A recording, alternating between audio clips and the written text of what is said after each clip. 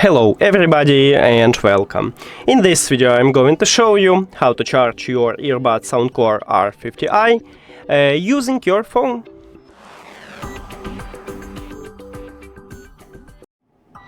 All you need to have for this is just USB-C to USB-C cable.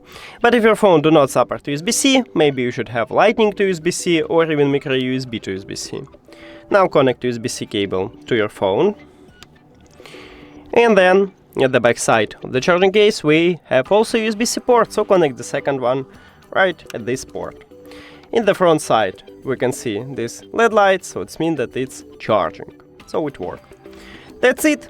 Thank you for watching this video. If you found it helpful, please consider subscribing to the channel and leave the like on the video. See you later!